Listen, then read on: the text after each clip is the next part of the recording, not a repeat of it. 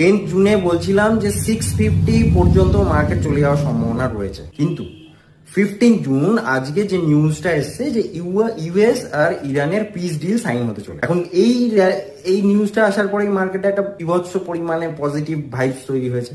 আজকে Nifty 24,011 high করেছে। তারপরে সকালবেলা আমি আমাদের ক্লায়েন্টকে জানিয়েছিলাম যে প্রফিট কিছুটা বুক করে নেওয়া দরকার, ওখানে একটা প্রফিট বুকিং আসতে পারে।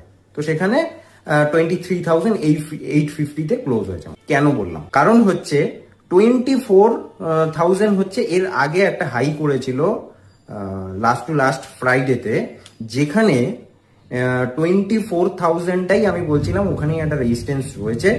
যতক্ষণ না 4,300 একটা বড় রেঞ্জ আছে, এই রেঞ্জটা যতক্ষণ না ক্রস করছে ওপর দিকে যাওয়ার সম্ভাবনা কিন্তু কঠিন। লেভেলটা অবশ্যই সেভ করে রাখো। তো সেইখানে দাঁড়িয়ে 24,000-এ গিয়ে আবার প্রফিট বুকিং এসেছে, নিচের দিকে এসেছে।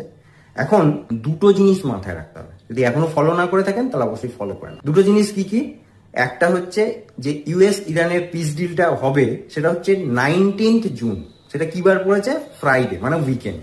আবার সেই উইকেন্ডের দিকে ডিল হতে চলেছে। তার মানে শনি রবিবার, মানে স্যাটারডে সানডে আপনি কিছু করতে পারবেন না। আবার যা হবে, যদি ডিল হয় ভালো তাহলে মানডেতে এফেক্ট হবে, যদি খারাপ হয় তাহলে মানডেতে এফেক্ট হবে। তো এটা একটা ব্যাপার রয়েছে।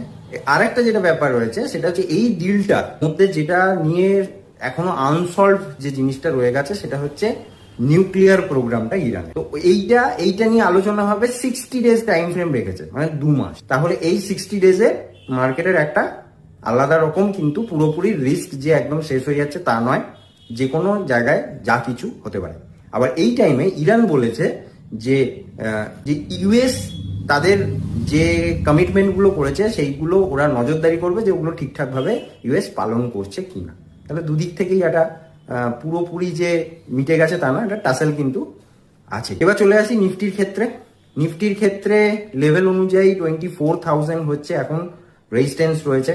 আমার হিসেবে 24,000 থেকে 24,300 এটা একটা বড় রেজিস্ট্যান্স রয়েছে। এখানের মধ্যে মার্কেট কিন্তু যদি 24,000 ক্রস করে তাহলে 24,000-এর পরে 300 উপরে আপসাইড খুলে যাচ্ছে। আর নিচের দিকে আজকে তো 850-তে বন্ধ হয়েছে, নিচের দিকে মোটামুটি 650টা ধরে চলি। যদি ওটার নিচে নামে আবার 550, 430 এরকম ভাবে সাপোর্ট হিসেবে আমরা কাজ করবো। দেখা যাক আপনাদের কি মনে হচ্ছে মার্কেট কোন দিকে যাবে? 24,300 ক্রস করে 2500 দিকে চলে যাবে, নাকি আবার সেই 23,000-এর কাছাকাছি চলে আসবে? অবশ্যই কমেন্ট করে জানাবেন।